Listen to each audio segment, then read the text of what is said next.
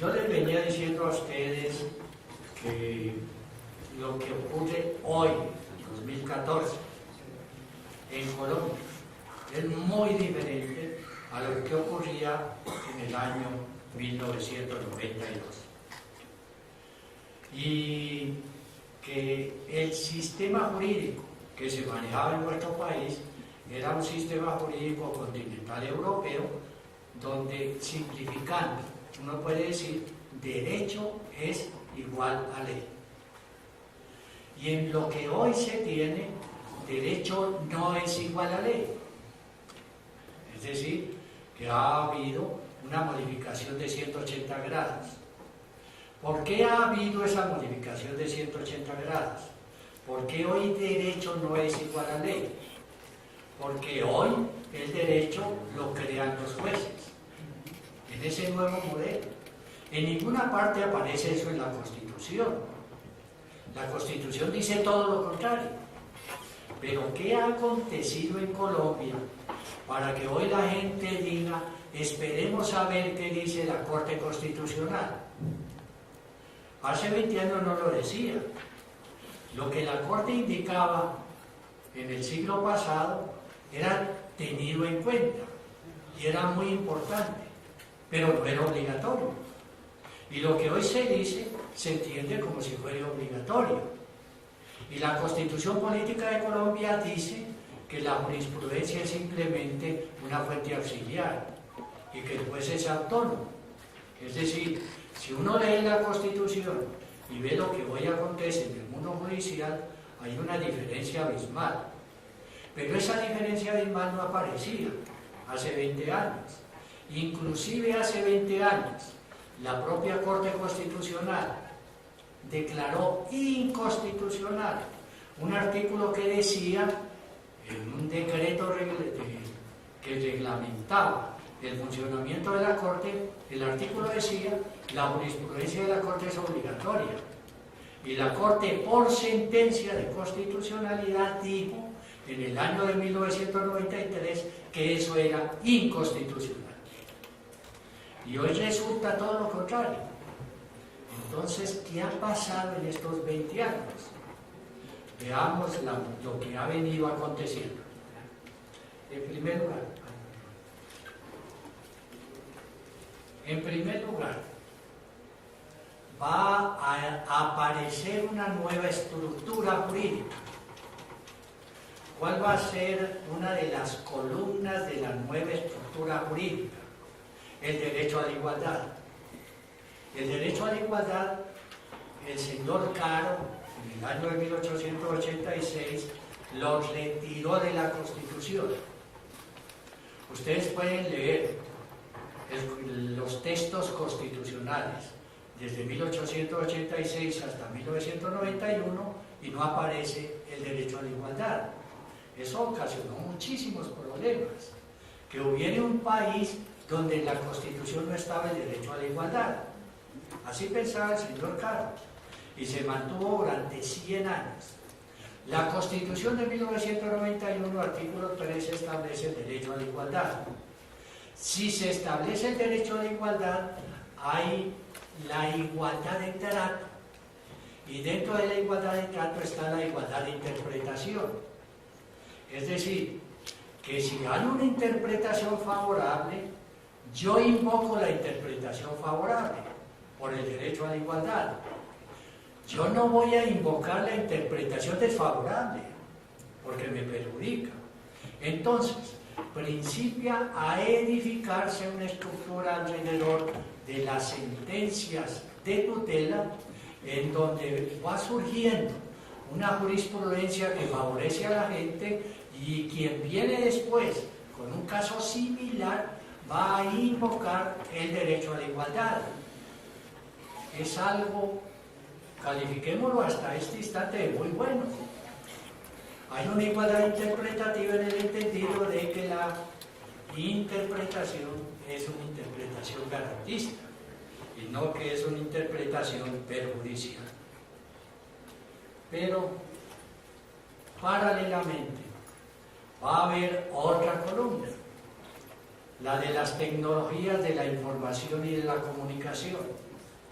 La Corte Constitucional siempre trabajó con computador, desde su nacimiento, mientras en el resto de juzgados, tribunales y cortes se seguía trabajando con máquina de escribir. Eso tiene una importancia práctica que ustedes ya fácilmente la deducen. Si un magistrado o un juez está escribiendo una sentencia con máquina de escribir o le está dictando y se está recogiendo en máquina de escribir, lo que aparece en el papel es lo que piensa el magistrado, porque hay una relación directa entre la mente de quien profiere la sentencia y lo que aparece en el texto de la sentencia. Pero en el computador no es así. En el computador adicionalmente hay memoria del computador. Entonces, principia la Corte a proferir sentencias. Y vienen casos similares y la Corte va a la memoria del computador. Y al ir a la memoria del computador está fortaleciendo la jurisprudencia.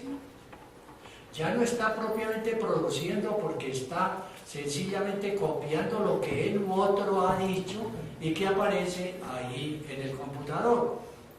Y se va edificando un comportamiento judicial radicalmente diferente al existente hace 20 años. Y por lo tanto, este gran avance tecnológico va a ser determinante en la modificación del modelo jurídico, porque no se fortifica la norma, se fortifica la jurisprudencia.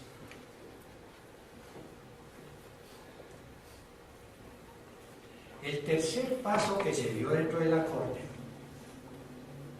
no porque hubiera una planificación, sino sencillamente porque las necesidades llevaban a ello, es el del activismo judicial. Es decir, que ante la crisis del Parlamento y ante el miedo de la dictadura por parte del Ejecutivo, el juez se va convirtiendo en un elemento del Estado muy importante. Y si produce jurisprudencia, y si la jurisprudencia es garantista, entonces el pueblo se acerca a esa jurisprudencia y se acerca a esa corte. Entonces ustedes tienen ya tres lados de la estructura.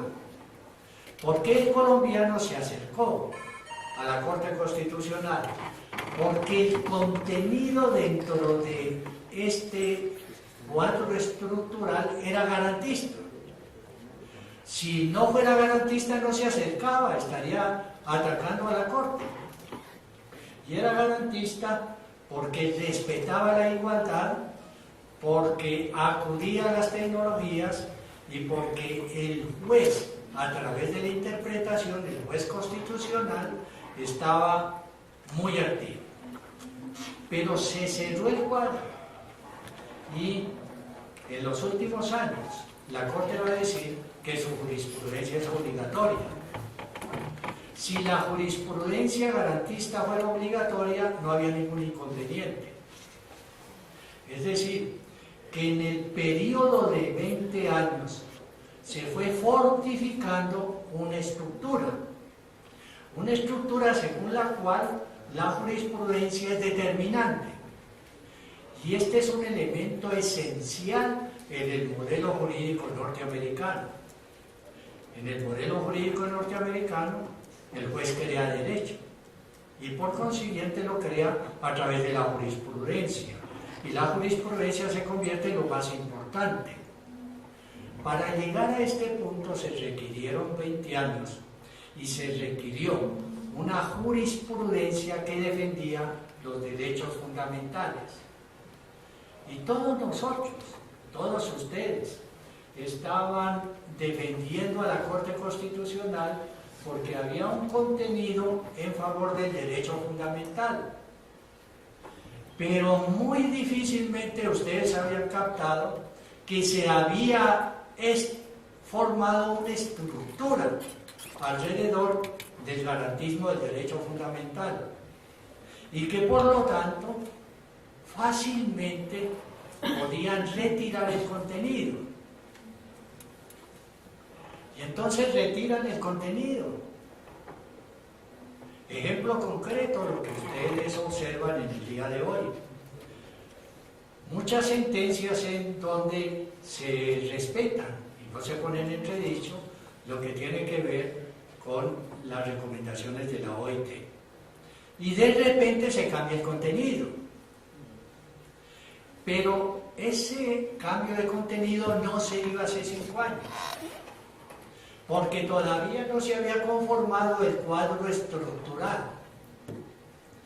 Ese cambio de contenido se da cuando la estructura ya está muy sólida, una estructura de un modelo jurídico diferente, y por lo tanto cambia la Corte de conducta y perjudica a la gente. Y la perjudica a la gente y se admite que lo perjudicó porque la estructura ya está conformada.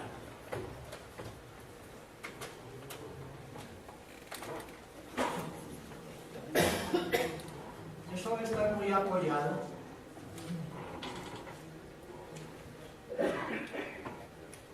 por lo que se llama la teoría de la acción razonada.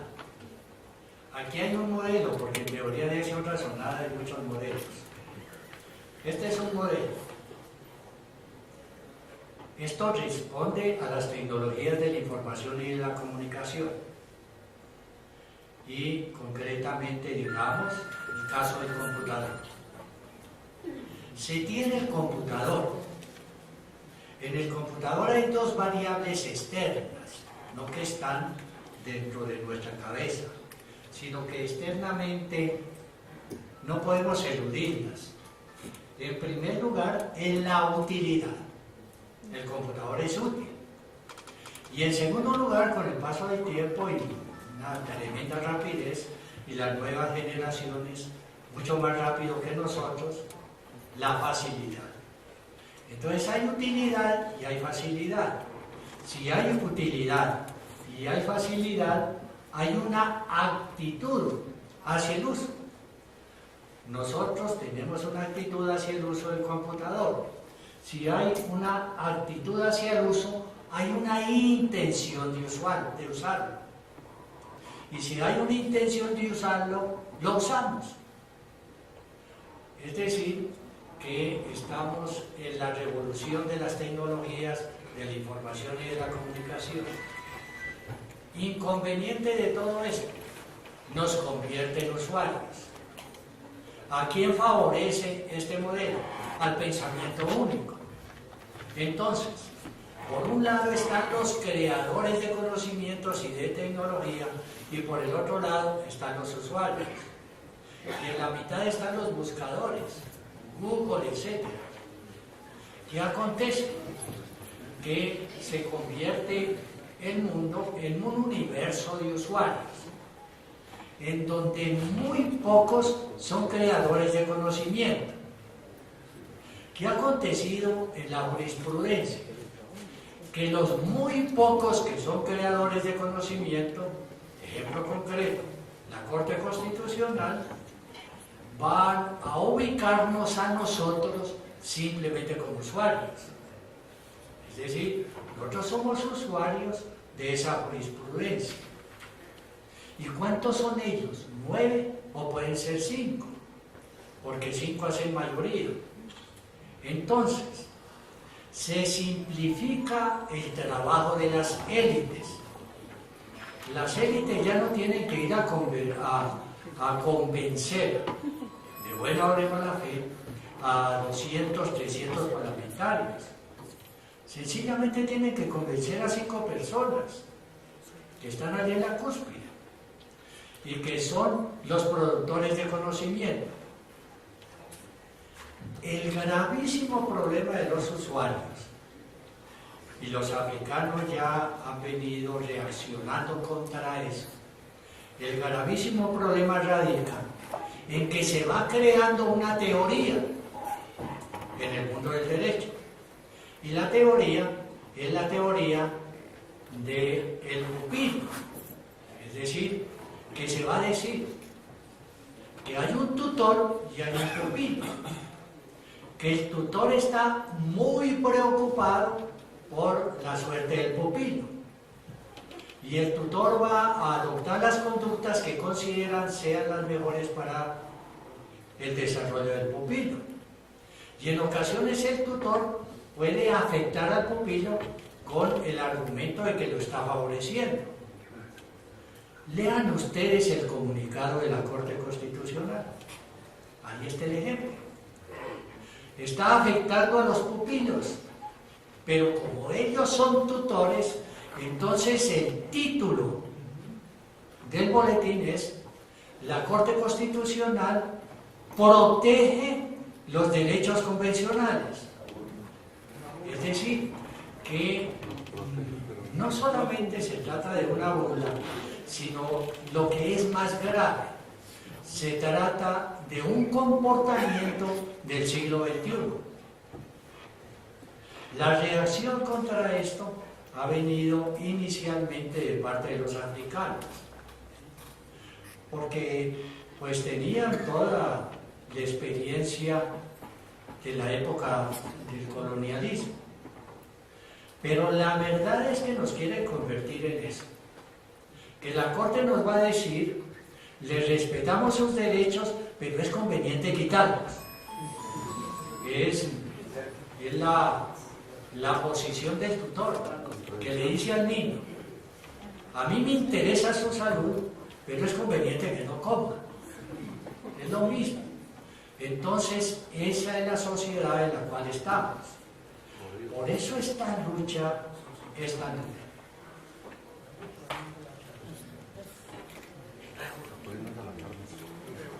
Ese nuevo modelo jurídico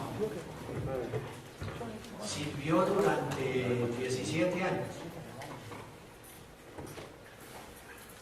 para el humanismo, pero hoy le sirve es al hombre económico. Es decir, el humanismo va a ser desplazado por la economía de mercado. Ahí entra en crisis la civilización.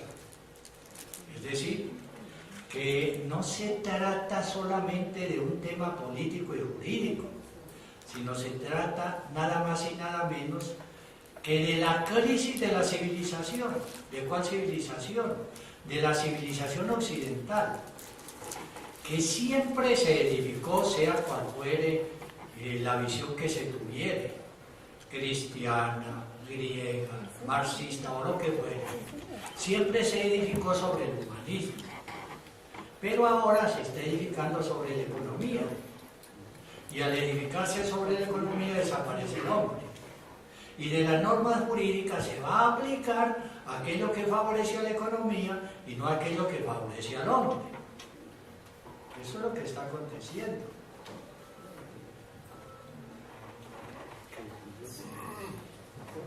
Por eso se pone aquí de la euforia a la desilusión. Caso concreto, la tutela. Todos admirando y defendiendo la tutela.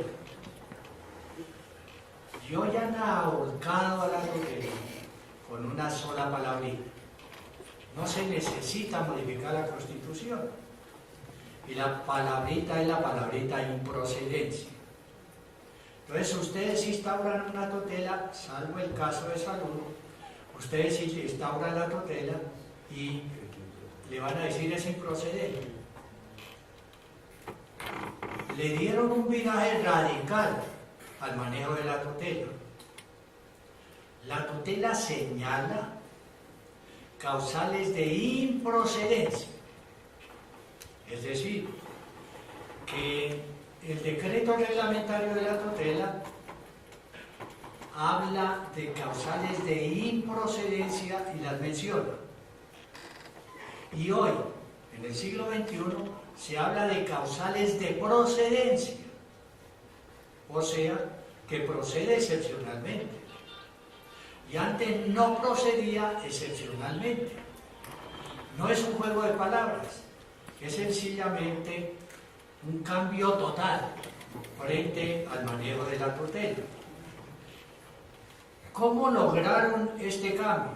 Cambiando el contenido, retirando el contenido favorable a la tutela, cuando se fortificó el modelo norteamericano en la estructura de la cultura del precedente.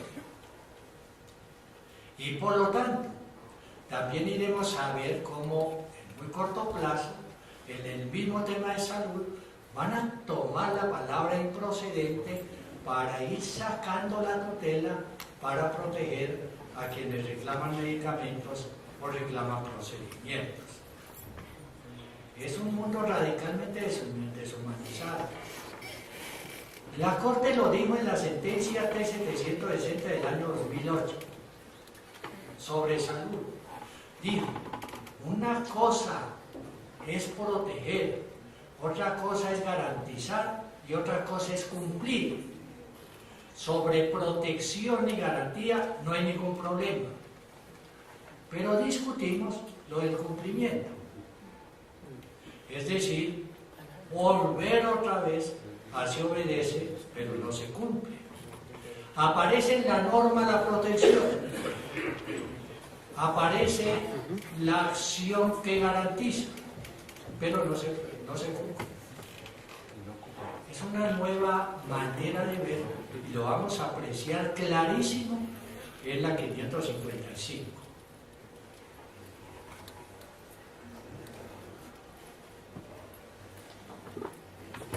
En el tema de pensiones, y por el tiempo pues debo ser muy rápido.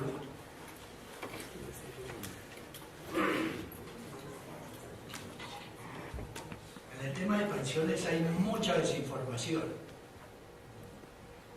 respecto a lo que es la teoría de las pensiones. Una desinformación deliberada. Primero porque no se da información y segundo porque se tergiversa. En la teoría de la seguridad social en pensiones hay dos clases de pensiones.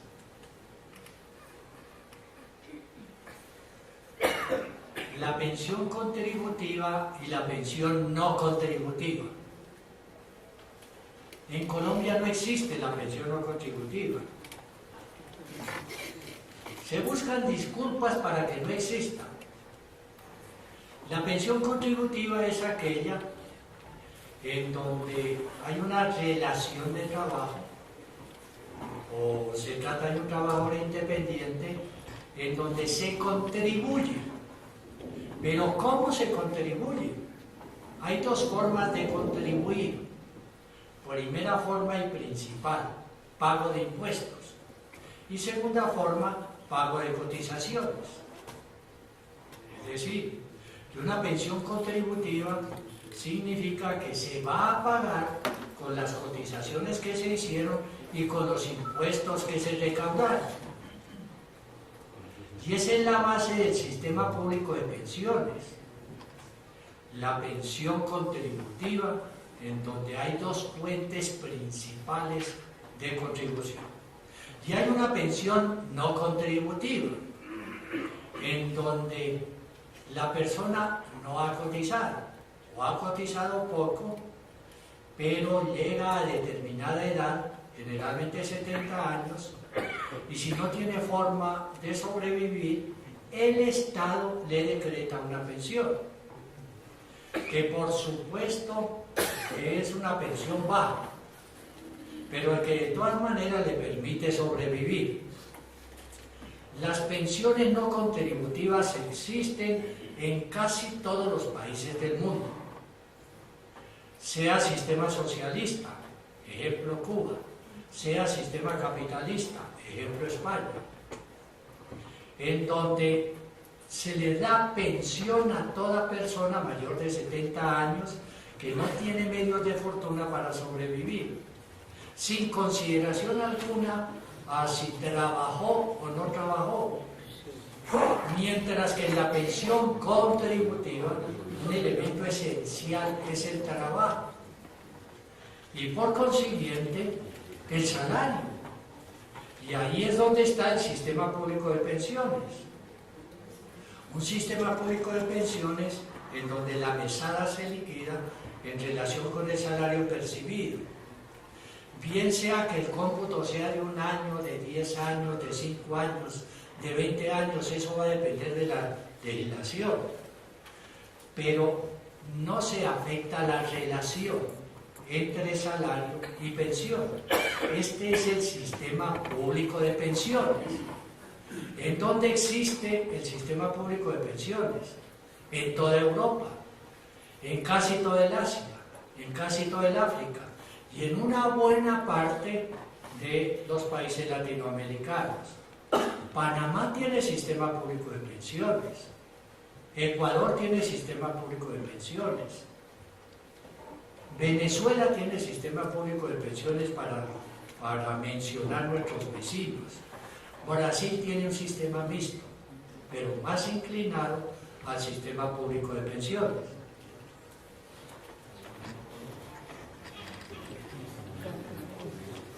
¿Cómo es el diseño en Colombia?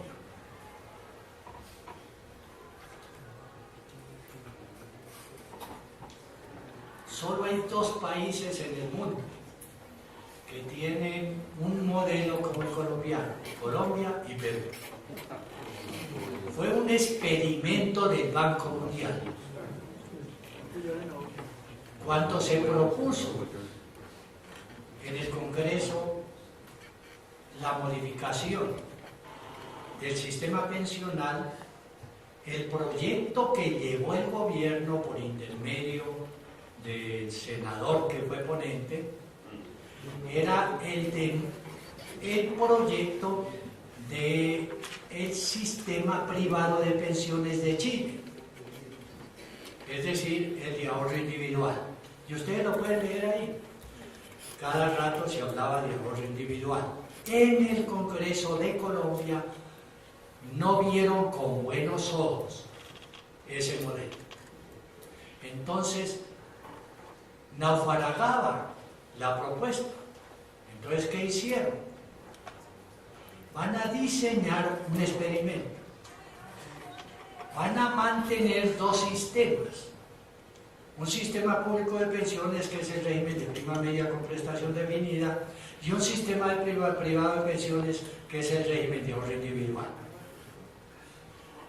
Y los van a poner a emular dentro de una economía de mercado. Es decir, que cualquiera de nosotros puede escoger el modelo que quiera. Aparentemente somos libres, pero estamos dentro de una economía de mercado.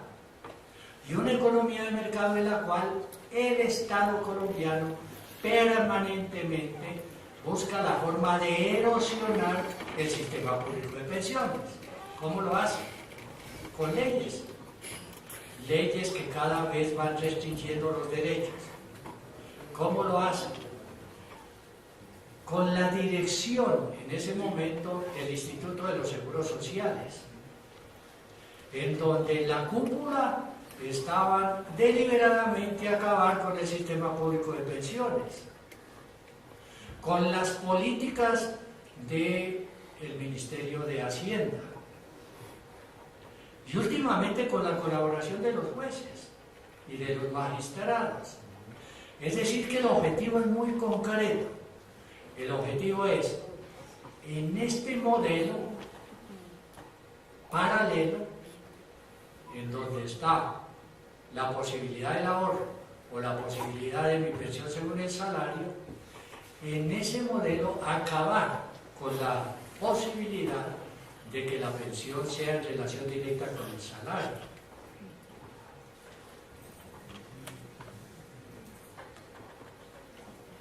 ¿Qué hacer frente a eso?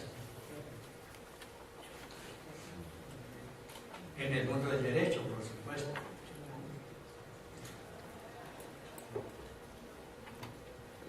Algo que era radicalmente conservador, convertido en progresista.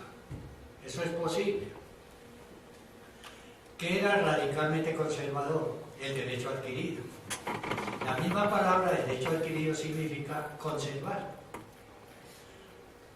¿quiénes van a invocar el derecho adquirido hace 200 años? Los nobles que perdieron las revoluciones burguesas. Entonces iban a los juzgados a tratar de recuperar lo que había perdido en la revolución. No lo lograron. Era una posición eminentemente conservadora, la del derecho adquirido. Porque hoy es todo lo contrario, porque es progresista. Porque al venir el modelo neoliberal, es característica del modelo neoliberal la flexibilización laboral, que ustedes bien conocen. La restricción de los derechos laborales. Entonces, si van a quitar los derechos, el derecho adquirido se convierte en tabla de salvación. Y por lo tanto, hoy son los trabajadores y los pensionados quienes invocan los derechos adquiridos y no los nobles. Es decir, que la lucha por el derecho adquirido es una lucha de la clase proletaria, curiosamente, porque antes la clase proletaria atacaba al derecho adquirido y hoy tiene que defender al derecho adquirido. En el tema de pensiones hay muchos derechos adquiridos. El mismo acto legislativo número 1 del año 2005 dice: se protegen todos los derechos adquiridos. Emplea el plural. ¿Cuáles son todos los derechos adquiridos? La pensión propiamente dicha. Yo tengo el derecho adquirido a mi pensión cuando cumplo con determinadas condiciones. El reconocimiento oportuno de la pensión. Yo tengo el derecho adquirido a que el organismo gestor me reconozca la pensión. En algunos países, el reconocimiento de la pensión es en 15 días. Entre nosotros sabemos el vía crucis que hay que recorrer para el reconocimiento de la pensión. Un régimen especial es un derecho adquirido, porque la pensión es para colectivos. Cada colectivo puede tener su propio modelo de pensión. Entonces, el régimen especial se convierte en un derecho adquirido. El régimen exceptuado. Si el artículo 279 de la Ley 100 de 1993 exceptúa a los maestros, a los de Ecopetrol y a los de las fuerzas militares del régimen ordinario, ellos adquirieron ese derecho. ¿Cuándo lo adquirieron? Cuando se expidió la Ley 100. Cuando principió a regir la Ley 100 el 1 de abril de 1994. Los derechos adquiridos, el derecho adquirido al régimen de transición. Y aquí viene la gran discusión. Porque durante mucho tiempo la Corte Constitucional consideró sencillamente que el 1 de abril de 1994, si se reunían los requisitos, el derecho se adquiría. Pero hoy la jurisprudencia de la Corte Constitucional dice otra cosa. Dice que debe haberse estado 15 años antes del 1 de abril de 1994. Es decir, hoy es muy difícil hallar un colombiano que con esa tesis pudiera invocar el régimen de transición. Afortunadamente el Consejo de Estado piensa distinto, pero estoy reseñando muy rápidamente derechos adquiridos otros. Los derechos adquiridos provenientes de negociación colectiva. ¿Cuándo se adquiere ese derecho? Cuando se firma la convención colectiva, ahí se adquiere. Cuando se deposita allá en el Ministerio del Trabajo, porque es una cláusula convencional y las cláusulas convencionales principian a regir a partir de la fecha que la convención señala y hasta cuando la convención lo indique, con la prórroga automática que en la SU 555 la ha borrado de hurtado. Otro derecho adquirido, el pago oportuno de las mesadas. poniéndose como equivalente lo referente al salario, porque la OIT en convenios ha indicado que el salario debe pagarse a más tardar cada mes. Entonces la mesada como salario diferido también está inmersa dentro de esa situación. Y el reajuste pensional es un derecho adquirido. Si en una ley aparece el reajuste automático o algunos reajustes especiales, se adquiere el derecho a ese reajuste.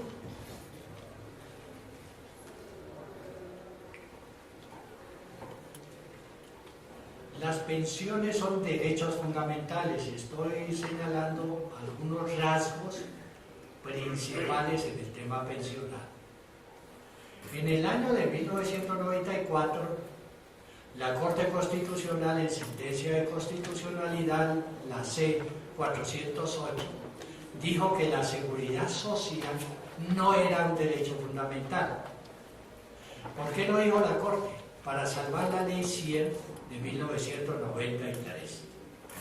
Unos profesores de esta universidad demandaron la Ley 100 de 1993 con el argumento de que la seguridad social es un derecho fundamental y que si es un derecho fundamental, la Constitución indica que debe cualquier modificación hacerse por ley estatutaria.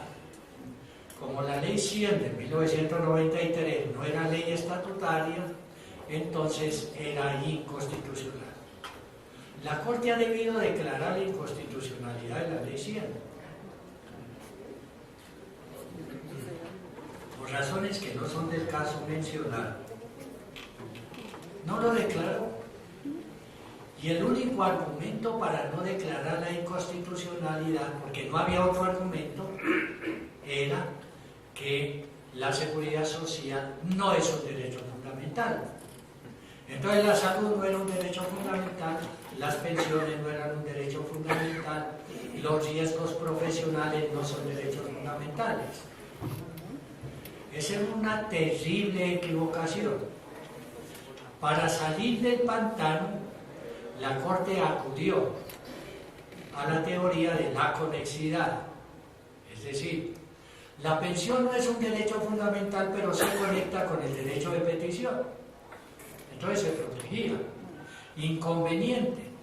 Se resolvía por parte del Instituto de los Seguros Sociales o de Cajanal en esa época, y entonces desaparecía la violación.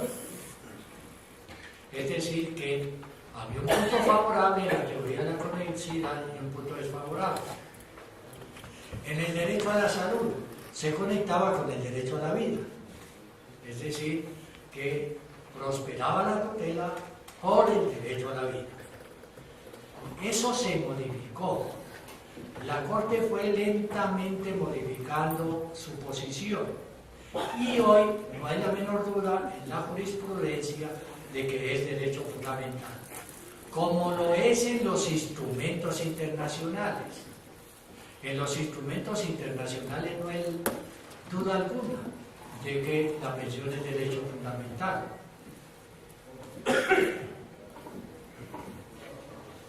Pero hay una sentencia clave en todo esto que nunca fue publicitada, la T-752 del año 2008.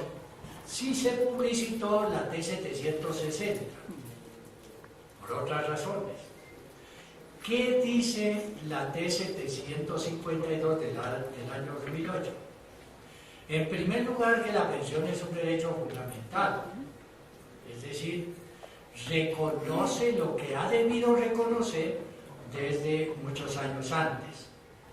En segundo lugar, y esto es muy importante, que las observaciones del Comité de Derechos Económicos, Sociales y Culturales tienen la categoría de estándar. ¿Qué quiere decir? ¿Y qué es ese comité? El Comité de DESC, o sea, Derechos Económicos, Sociales y Culturales, no tiene una vida muy antigua y está integrada por personas que no son muy de fiar. Entonces, de todas maneras produce observaciones, y algunas observaciones son interesantes. Por eso va a decir esta sentencia que esas observaciones son estándares. En la teoría internacional se califica como estándar lo que nosotros diríamos que es obligatorio. Es decir, cuando ustedes ven un estándar internacional, significa que es una norma obligatoria, aunque no aparezca en un instrumento internacional.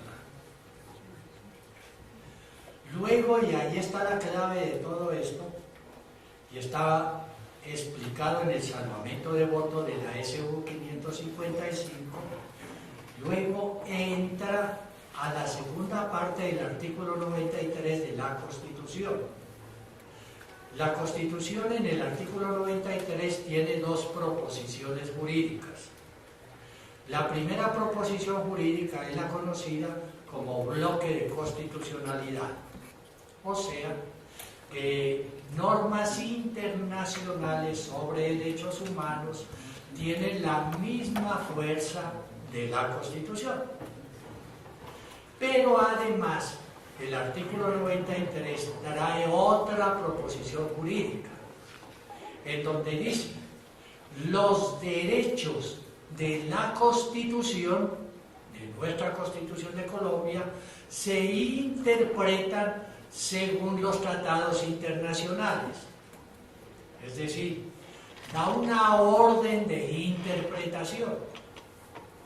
Por lo tanto, los jueces de la República tienen que interpretar según los tratados internacionales.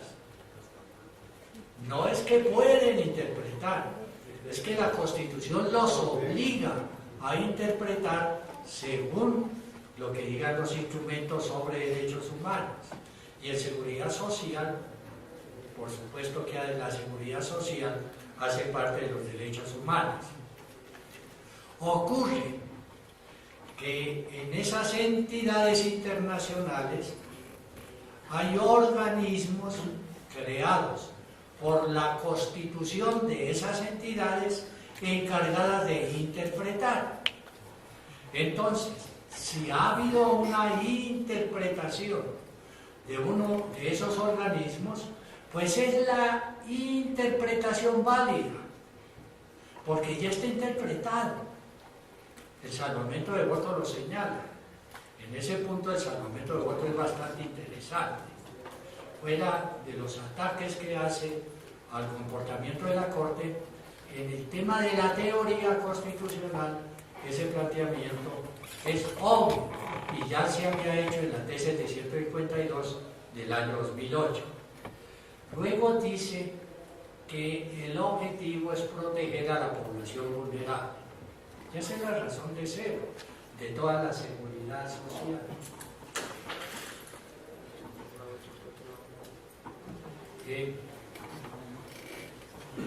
Otro aspecto importante es el de la favorabilidad y la progresividad.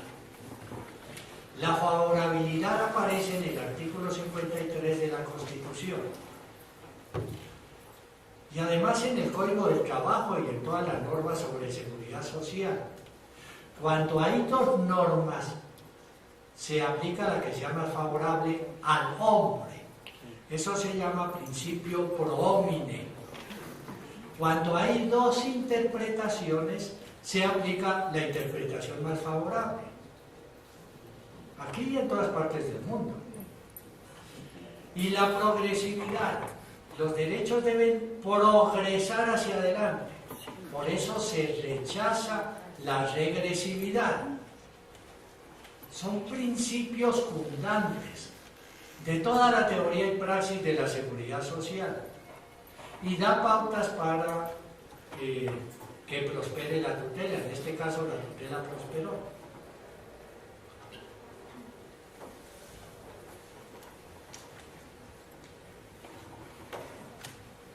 La otra cara de la moneda es más o menos desde el año de 1911 cuando la Corte comienza a dar pasos hacia atrás. Se afectó la pensión gracia en la sentencia C-741 del 12, es la pensión que reciben algunos colectivos de los maestros. Se negaron las pensiones convencionales en Ecopetrol, la T-718 del 11. En esa sentencia ya se había dicho que no podían invocar la convención colectiva, pero no se había analizado lo referente a la recomendación de la OIT. Es decir, que fue un punto que quedó un poco en el aire. La jurisprudencia que protegía las pensiones convencionales de las CESES, en donde los compañeros aquí presentes, bajo la iniciativa de Alberto Pardo, lucharon muchísimo. Viene la sentencia SU 897 con unos poquitos puntos favorables, pero la mayor parte desfavorables. Después va a declarar la constitucionalidad de Colpensiones. Colpensiones fue creado por decreto del 4121 del año 2011. Es muy discutible que esto le correspondiera a la Corte Constitucional, pero de todas maneras falló, y falló en favor de Colpensiones. Y con la disculpa de que se afectaba el derecho a la igualdad, vino el golpe de gracia contra todo el sistema público de pensiones.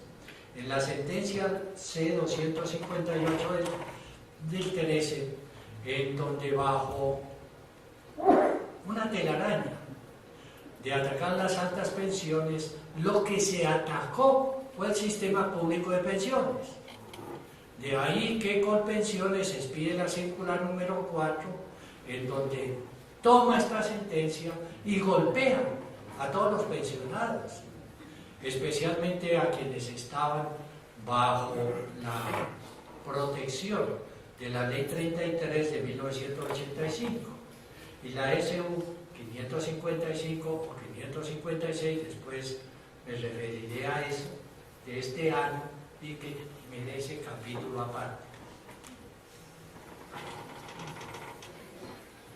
El tema de Colpensiones, hay que ser muy cuidadoso en esto de Colpensiones, muy cuidadoso por lo siguiente, porque Colpensiones está tomando o ha tomado actitudes abiertamente contrarias a los pensionados. Pero parece que la UGPP está procediendo de peor manera y que eso podría a la larga invocarse para acabar con el sistema público de pensiones. Es decir, van desprestigiando el sistema por dentro y después presentan la salida a través del ahorro individual. Pero es que el mismo decreto 4121 del año 2011 le permite a uno olfatear que se puede llegar a un generalizado régimen de ahorro individual, en donde la pensión va a depender del ahorro. En primer lugar, el decreto indicó que Colpensiones es una empresa industrial y comercial del Estado organizado como entidad financiera. Es decir, ya lo va retirando como organismo gestor de la seguridad social y lo está ubicando allá en el escenario financiero. En segundo lugar, se rige por el Estatuto Orgánico del Sistema Financiero. Es decir, ya ata el comportamiento de Colpensiones, el comportamiento orgánico de Colpensiones al sistema financiero.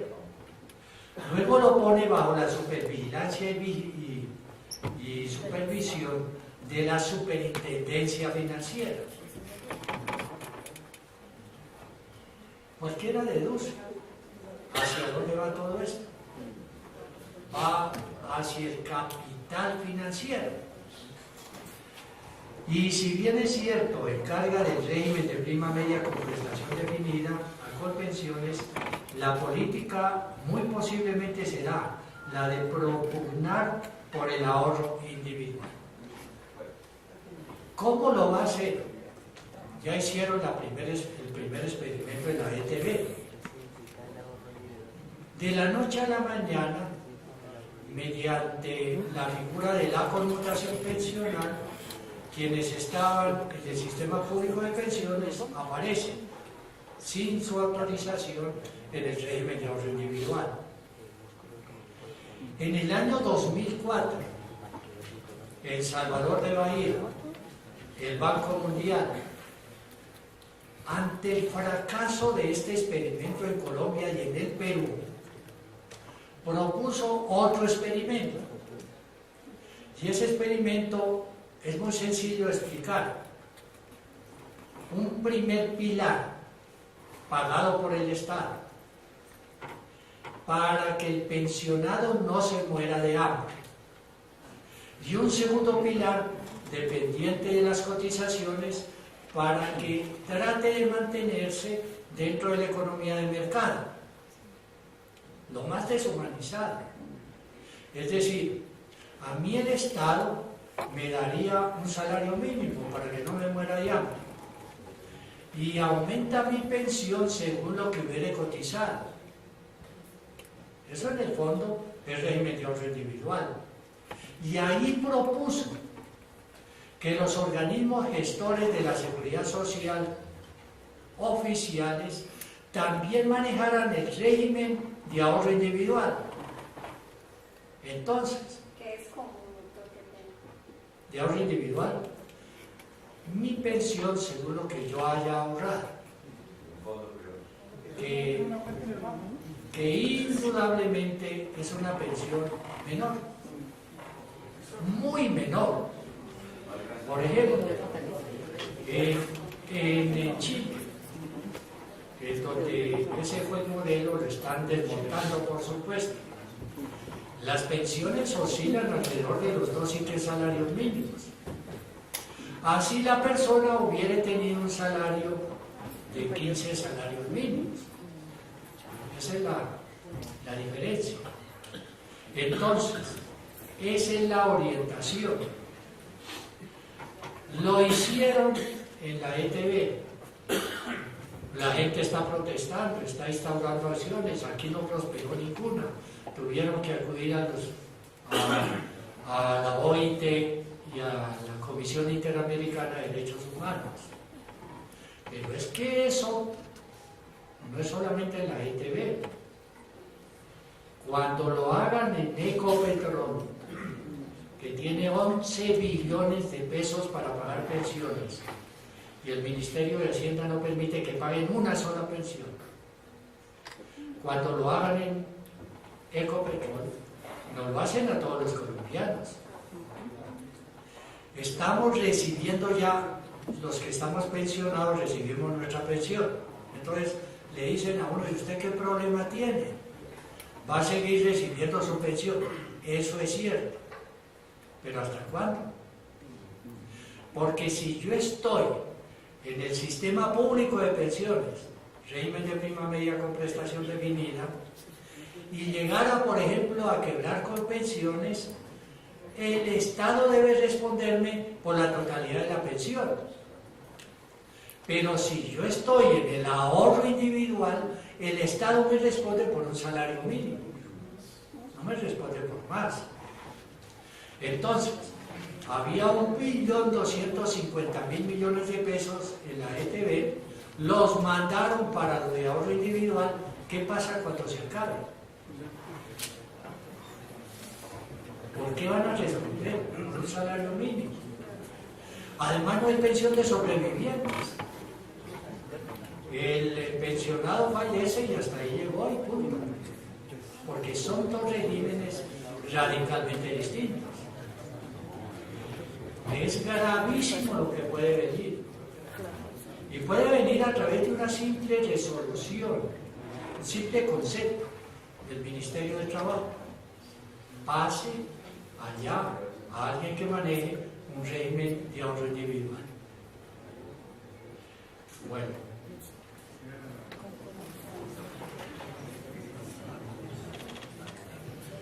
hoy momentáneamente uno diría que el neoliberalismo está triunfante, que está triunfante en el sentido de que ha impuesto su voluntad en muchas políticas públicas, incluida la política pública pensional. Pero ¿qué acontece? Que la máquina mata al inventor. Y entonces, todas estas deshumanizadas decisiones pueden volverse contra el modelo neoliberal. Porque vean ustedes cómo ha sido la reacción frente a las crisis. En el año de 1929 estalla la crisis y el capitalismo ofrece como solución reconocer derechos a los trabajadores y pensionados. En el año 2008 estalla la crisis y el capitalismo ofrece como solución recortarle derechos a los trabajadores y pensionados. ¿Cuál es la política más inteligente? ¿Reconocer derechos o quitarlos? Indudablemente reconocerlos. Además, porque hoy hay 1000 veces más dinero que en el año 1929. Entonces no pueden decir que es que falta dinero.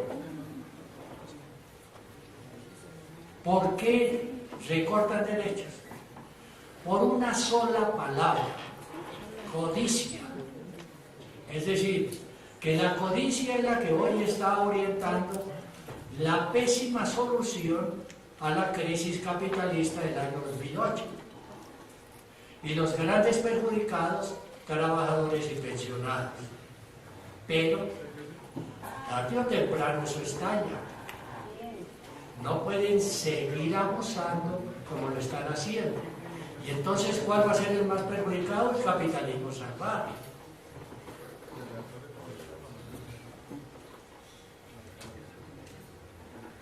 Ahora, por último, veamos la internacionalización.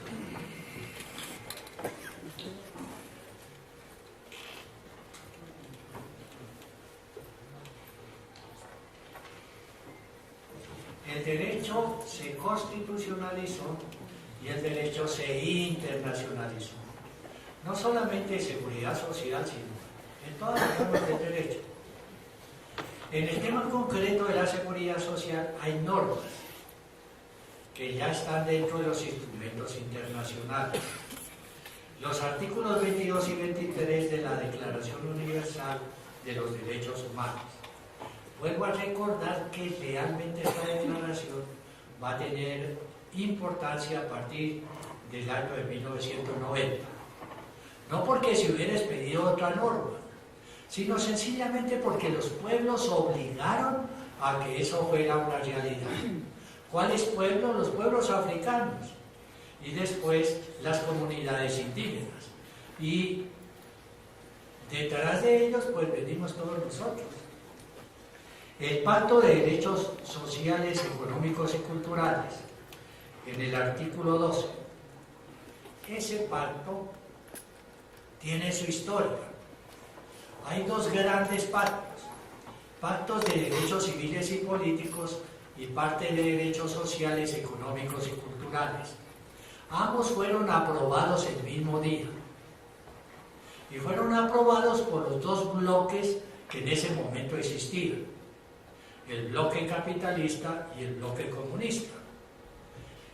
Los países de la Unión Soviética que seguían a la Unión Soviética exigieron que primero se aprobara el Pacto de Derechos Sociales, Económicos y Culturales, porque tenían el temor de que si primero se aprobaban los derechos civiles y políticos, en la mañana, en la tarde se desintegrara el pueblo. Entonces en la mañana aprobaron el Pacto de Derechos Económicos, Sociales y Culturales y en la tarde aprobaron el Pacto de Derechos Civiles y Políticos. El pacto es lo que le da dientes a la Declaración Universal de los Derechos Humanos. Y está vigente, Colombia lo ha aprobado.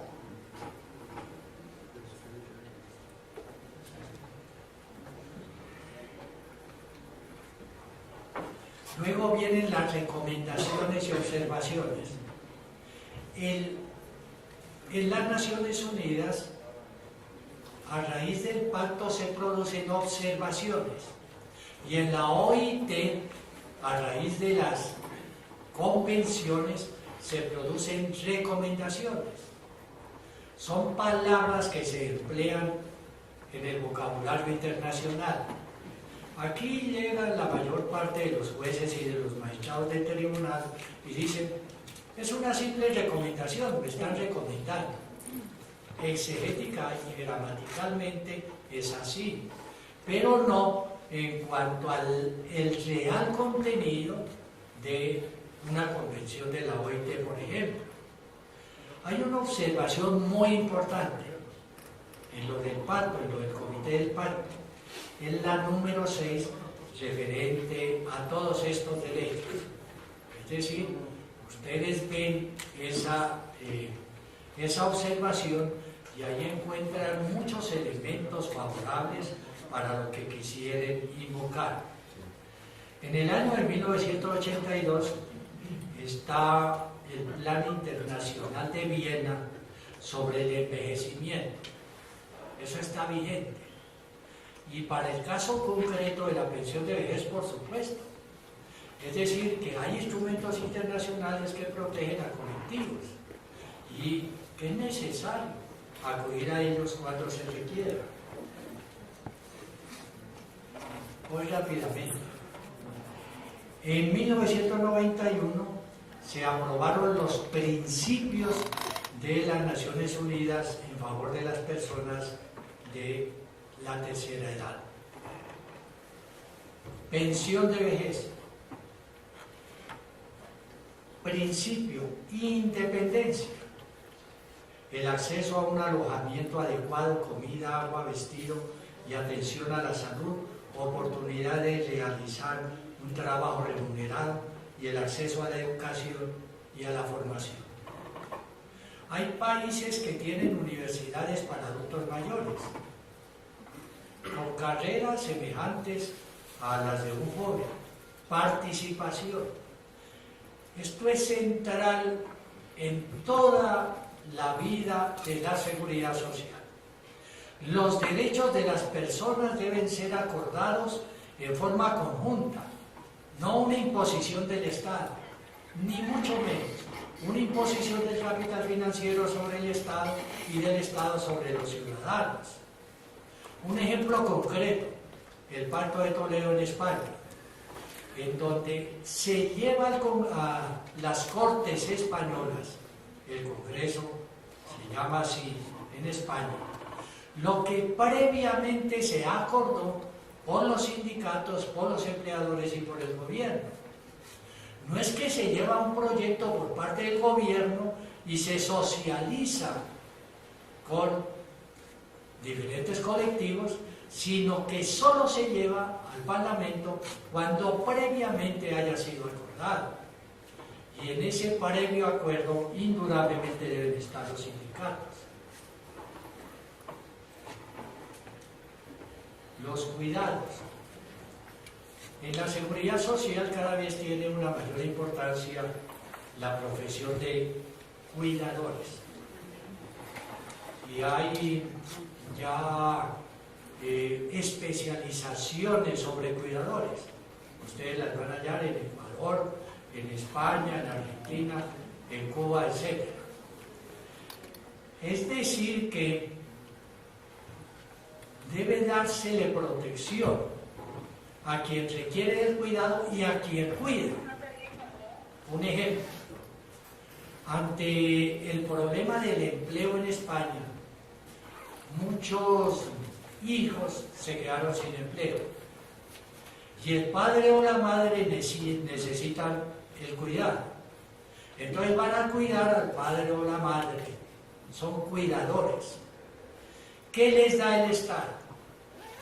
El Estado les da la posibilidad de que ese tiempo del cual ellos están cuidando a sus padres se impute para pensión, pero hay que cotizar.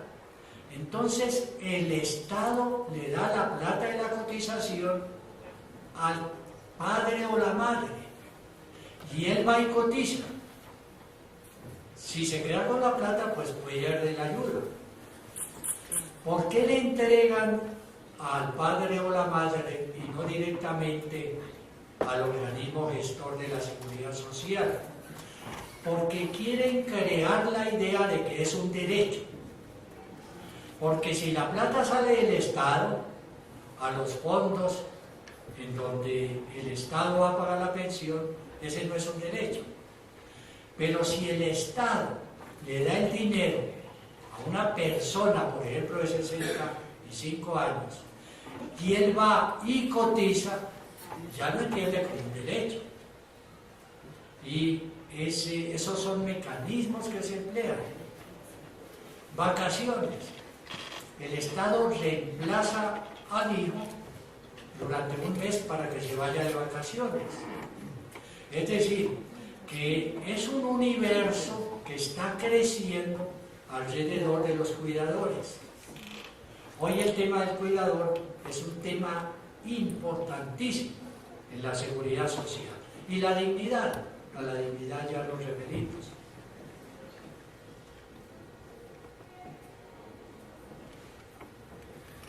El artículo 9 del pacto habla de la seguridad social. Y quiero referirme, y con esto redondearía una rapidísima información de internacionalización, al Convenio Multilateral Iberoamericano sobre Seguridad Social. Y me voy a referir a él para que ustedes vean la política antihumana del gobierno colombiano. ¿De qué habla el Convenio Multilateral Iberoamericano? Habla de pensiones y habla de riesgos profesionales. Tomemos el tema de las pensiones. Alguien trabaja en el Ecuador 10 años y trabaja 15 años en Colombia. Va a pedir la pensión en Colombia y le dicen: usted no tiene sino 15 años. Según este pacto tiene 25 años. Entonces viene aquí y se le reconoce la pensión. Y Colombia no tiene que poner 5 centavos. Porque por supuesto que no se le va a reconocer la totalidad de la pensión, sino se va a reconocer a prorrata. Es decir, que queda con pensión, pero no queda con una pensión como si hubiera trabajado 25 años en Colombia, sino con una pensión como si hubiera trabajado 15 años, es decir, por 3/5 partes. Y así, con todos los países iberoamericanos. Ningún país tiene que dar 5 centavos. ¿Quiénes lo han firmado? Uruguay, Argentina, Bolivia, Chile, Ecuador, Brasil, República Dominicana. Lo han firmado ya 9 países. Entonces un trabajador migrante no pierde el tiempo que ha laborado en otro país iberoamericano. En el caso concreto colombiano hay un convenio bilateral entre Colombia y España. Es decir, que si alguno de ustedes trabajó 10 años en España y trabajó aquí tiempo suficiente para la pensión acá, pero no llegó ni a 1000 semanas, ni a más de 1000 semanas, ni a 20 años, se le reconoce la pensión.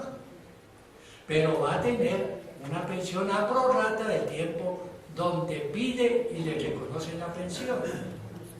¿Por qué Colombia no ha querido aprobar eso? Si no necesita dinero. No ha querido aprobarlo porque es un derecho. Y porque la imagen que quiere crear en Colombia es el de que la pensión no es un derecho, sino es un ahorro. Entonces, si principia a darle la connotación de derecho, se fortifica el derecho.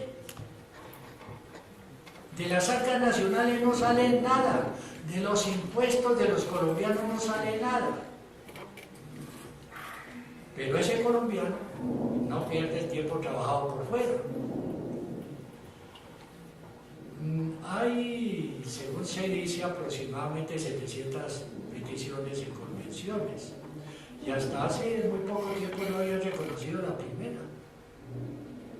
Es decir, está aprobado el convenio Colombia-España y no se reconoce. A lo mejor en España ya han reconocido algunas pensiones de colombianos que han trabajado en Colombia y ahora trabajan en España. No pierden el tiempo del trabajo en Colombia. Como ustedes aprecian, todos estos son mecanismos de internacionalización de la seguridad social. Mecanismos que tienen que ver con la protección, no con la desprotección.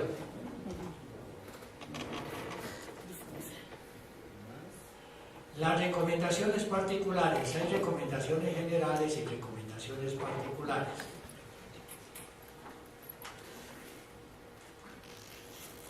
Las recomendaciones generales las aprueban los países. Las recomendaciones particulares son determinaciones de la OIT respecto de determinado país. Caso concreto, el caso Atelca versus Colombia, caso 2434. Atelca presenta una queja contra Colombia por haber expedido el acto legislativo número 1 del año 2005. Dentro del procedimiento, lo primero que hace la OIT es remitir no digo un borrador, unas apreciaciones al gobierno colombiano antes de proferir la recomendación. La remitió. ¿Qué le decían en las recomendaciones? Lo que inicialmente remitió, lo mismo que luego dirán las recomendaciones, salvo un punto. El primer punto que decían, le decían a Colombia, el tema de pensiones, usted, Colombia, lo llevó a un referendo y fue derrotado en el referendo. Luego no puede volver a presentarlo lo que ya fue derrotado por el pueblo colombiano. Hasta ahí tenía toda la razón la OIT. ¿Qué responde el gobierno de Colombia? Dice, es cierto que fue derrotado por el pueblo colombiano, pero el acto legislativo número 1 del año 2005 es otra forma de reformar la Constitución. Entonces viene la recomendación, suprime esa referencia y va directamente al tema de las convenciones colectivas y dice que se violan los convenios 87 y 98 al indicarse que termina lo que se ha pactado convencionalmente, que se violan los derechos adquiridos, que una convención colectiva es bilateral entre el empleador y el sindicato y no puede ser rota de manera unilateral, y que debe ser consensuado el tema de pensiones. Y entonces recomienda la protección para quienes adquieran la pensión con posterioridad al 31 de julio del año 2010. Con anterioridad no había ningún problema, ni dentro de las empresas, ni dentro de la Judicatura Nacional. Entonces recomendó eso. Se piden los juzgados y niegan y dicen, es una simple recomendación, aunque vaya contra Colombia. Es una equivocación de los juzgados, pero ha sido imposible, salvo el caso de un magistrado de Cali, ha sido imposible que acepten la recomendación. Pero ¿qué es recomendar? Ustedes pueden leer en el diccionario, recomendar es dar orden a alguien para que tome a su cuidado una persona o un asunto. Es decir, se le da la orden a Colombia de que tome a su cuidado el cumplimiento de las cláusulas convencionales. Es clarísimo, aún desde el aspecto eminentemente gramatical. En segundo lugar, si un organismo internacional les pide recomendaciones, no tiene explicación que no se cumplan. Entonces, ¿para qué Colombia aprobó el acto constitutivo de la OIT? Luego, el artículo 93 de nuestra Constitución, y a ello ya me referí, da una orden obligatoria de interpretación, y esa orden obligatoria está en relación directa con los convenios 98 y 87.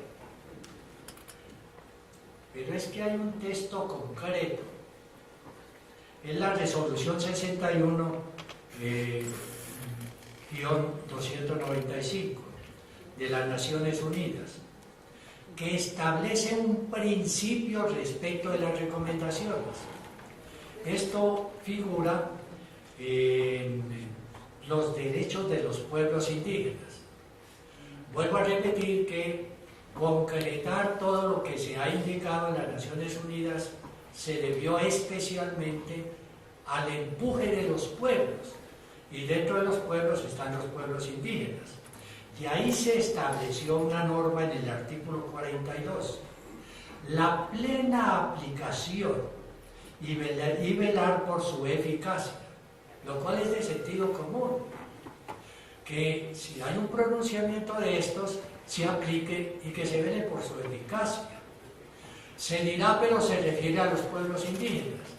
Pero en la teoría internacional, los principios que aparecen en un instrumento internacional se predican para todos los instrumentos internacionales. Es decir, por cualquier lado que se observe, las recomendaciones debieran cumplirse. Claro que aquí el Ministerio del Trabajo trajo a una señora Cleopatra a decir que era simplemente una obligación ética. Pero lo que no dijeron es que en el pensamiento europeo es más fuerte lo ético que lo jurídico. Eso sí no lo dijeron. Porque en nuestro pensamiento lo ético se pasa por alto todos los días.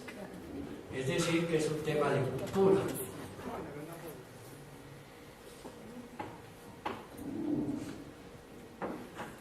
Muy rápidamente me refiero, y con esto termino, a la sentencia SU 555. En primer lugar, no se sabe exactamente el número, porque yo pedí una constancia oficial y me dijeron que la sentencia es SU 556. Es decir, en constancia oficial expedida por la Corte Constitucional tiene el número 556. En el boletín tiene el número 555. Bueno, pero eso es realmente intrascendente. Hay un punto en la sentencia, no me refiero al salvamento. El salvamento es extraordinario, es una crítica muy fuerte contra la Corte y un reconocimiento de los derechos de libertad sindical y derecho de asociación. Pero en la misma sentencia hay un punto que dice: en este caso concreto, la recomendación es obligatoria. Es decir, que la recomendación del caso Atelca es obligatoria. ¿Quién lo dice? La Corte. Pero entonces, ¿por qué no la aplica? Porque agrega que se admite el margen de apreciación. Es decir, que es obligatoria, pero las autoridades tienen margen de apreciación para interpretarla o para aplicarla. Y en este caso concreto, pues no la van a aplicar. Hay varias observaciones. La primera, el margen de apreciación es una teoría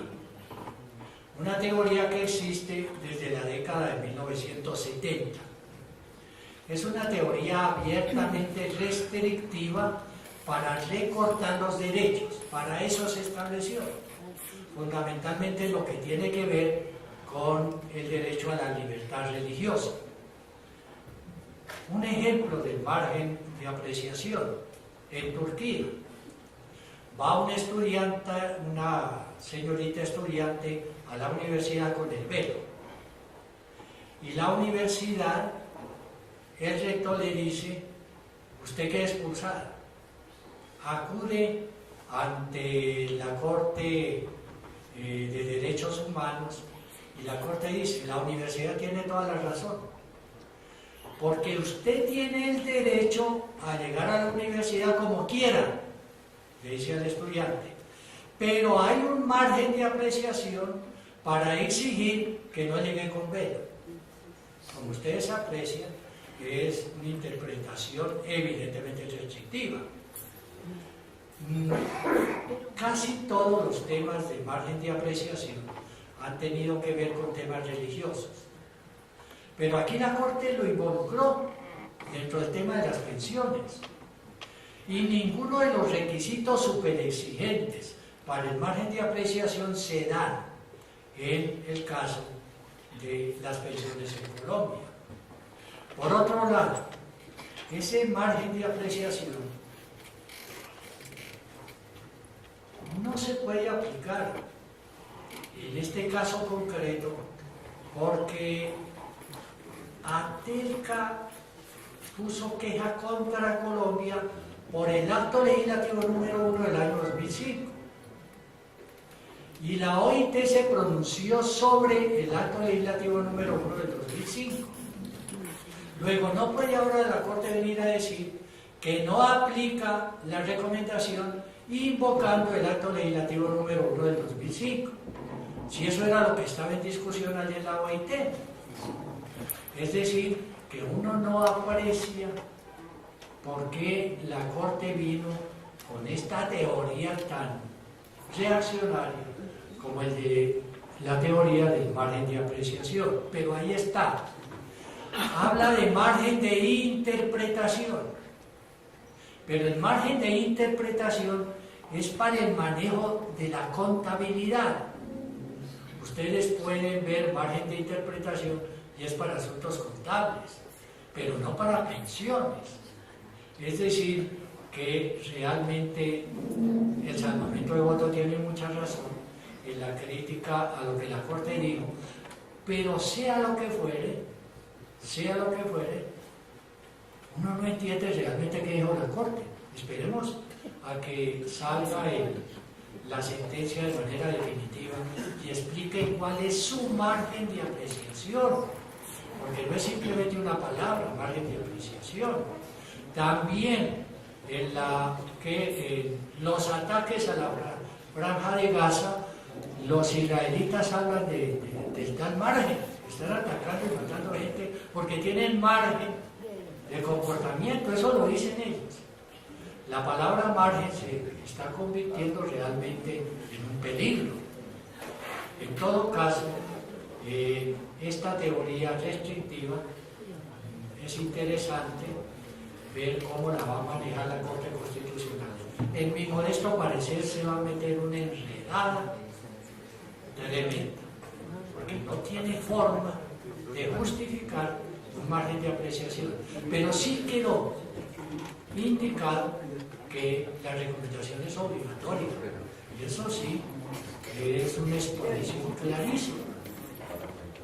Bueno, termino indicando que quien no defiende sus derechos está condenado a perder. Es decir, que por más de que estemos en un momento sumamente difícil en la petición de garantía de los derechos, el peor camino, como lo dijo el compañero en la introducción, el peor camino es no hacer nada. Por lo tanto, es la lucha, es la permanencia en la lucha la que va a garantizar realmente que lo que está reconocido como derecho sea concedido como tal. Es la modesta contribución que yo presento a ustedes esta jornada que se va a desarrollar también en las horas de la tarde. Muy amables.